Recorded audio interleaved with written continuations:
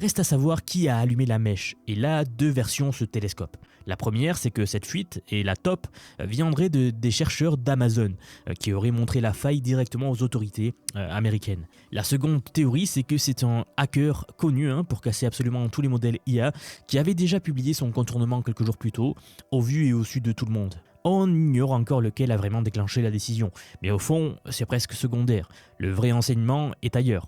Il est dans le fait qu'aucune entreprise, jamais, n'a réussi à construire un modèle que personne ne peut casser. Anthropic le disait elle-même avant la sortie, noir sur blanc. Il disait une protection parfaite, ça n'existe pas encore. Ils l'avaient écrit, ils se sont juste fait prendre au mot un peu vite. Du coup, Anthropic obéit, forcément, parce qu'ils n'ont pas le choix, c'est la loi, mais ils obéissent clairement en grinçant des dents.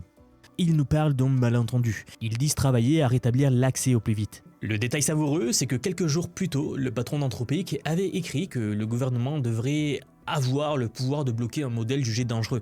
Dans un blog post, un nouveau papier fondateur qu'il a publié, dont je suis en train de vous en préparer une vidéo car c'est très important ce qu'il y dit dedans. Il a été entendu, un peu trop bien d'ailleurs, et pas vraiment dans le sens qu'il espérait. Prophète et première victime de sa propre prophétie. Enfin, ça c'est la version polie de l'histoire.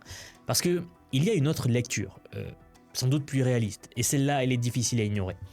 On s'imagine souvent que Anthropic et le gouvernement américain marchent main dans la main, n'est-ce pas? Dans les faits, ils se tirent dessus depuis des mois.